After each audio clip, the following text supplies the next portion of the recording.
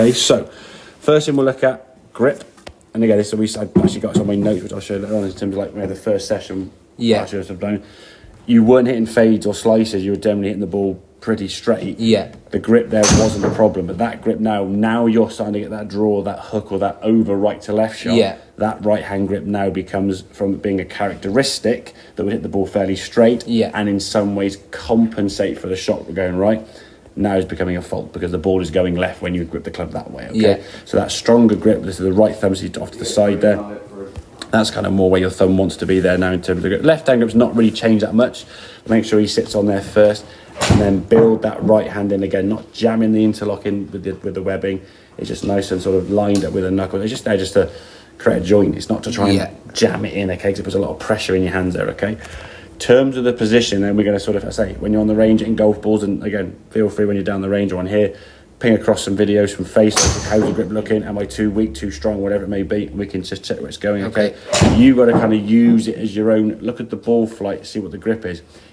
Take a 10 or 15 shot sample, okay? Yeah. If they're a bit too far to the left and continue going that way, chances are you've got either the grip's gone a bit too strong again, or you've gone back a little bit kind of wooden with not much wrist hinge, okay? Yeah. Or a combination of both. Okay. All right? So when you've got minimal wrist hinge going back and you kind of lock it, yeah, or you've got a slightly underneath grip with the right hand, that will help the ball go to the left. Okay. Now again, going forward, this can be something you can use in your favour when you've got a trainer, when you want to shake right to left. Yeah. I'd do that. Again, that might seem a bit more advanced, but hey, if you can shake the golf ball both ways, now you've got a bit more control. You can do certain things on the golf course that maybe before you couldn't do. Yeah, okay? yeah. And it's not saying, oh, you've got to start going on the golf course now just doing all these different funky shots. No, but just having that potential, you say, okay, I'll try and do this. Yeah. What are the results going to look like? Hey, there you go. So grip-wise, I say that's the grip we're kind of looking for eventually to get to where you're comfortable, okay?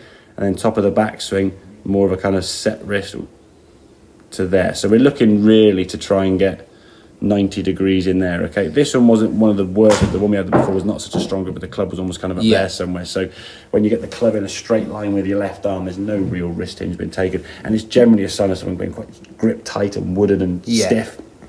Like I say, those movements help the ball go to the left. When people first start playing golf, they tend to slice. Yeah. So doing this helps that. Okay. Now you're getting at a stage where you can swing the golf club more efficiently and effectively, and you can, we call release the club and square the club face up.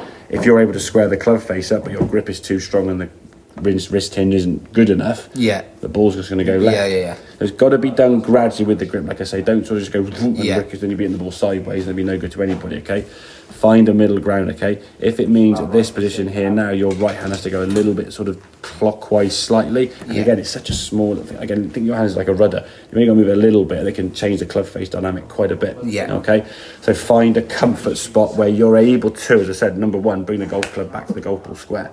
That's the key thing. If you get the club face back square and the ball's going straight, whether it's a bit of a fade or a bit of a drop, I don't really care. I want a sort of ball that goes towards target, flies towards target, and lands sort of fairly close towards target. I'd rather see a little fade or a little draw than a ball maybe going further with a big hook or a big slice. It's no good to anyone, okay?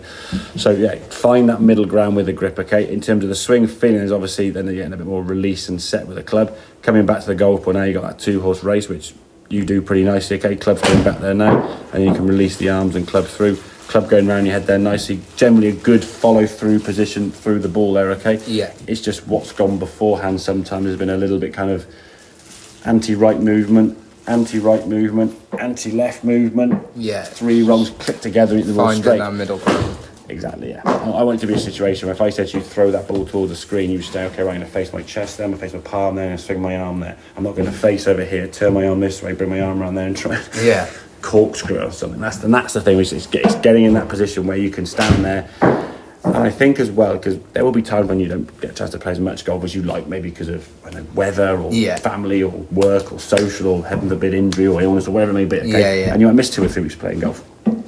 If then when you come back, you've got to spend 3 or 4 weeks trying to find that time again of how much left things are going to work and how much right things are going to work. It'd be a nightmare. If you're fairly much square with the club face, neutral with a grip, set the club and hit it, when you first then come back, your contact will be a bit funky, but at least it'll be going somewhere towards target. It'll be a playable bad shot rather than like going way left, way right, just losing golf balls. Okay, mate? So, play about with that grip, and like I say, when you're down the range, ping some vids from sort of this position straight on, just stick it on the floor there, or on the warp and the dividers. Yeah. Send them across so we can kind of see where that's at, okay? And hopefully you can sort of see the difference between those two. Somewhere in the middle of them at the moment's probably your ideal. So your right hand's going to move just a little bit more to this side slightly. Yeah. You're going to be going that far. If your thumb goes too far to the side, it's too much. Yeah. So we think about the right thumb there, I suppose, if that's kind of on a clock face, should we say 11 o'clock, he's sort of towards 10 o'clock.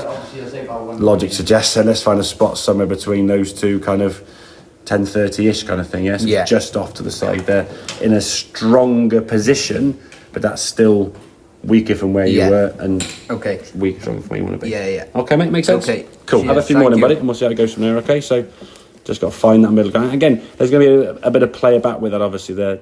So, yeah, it's not going to be just like, oh, here's the grip done. Grip change will take a little bit of getting used to, okay? But long term, it's going to be more beneficial for you to control the club face rather than having multiple wrongs making a right, okay?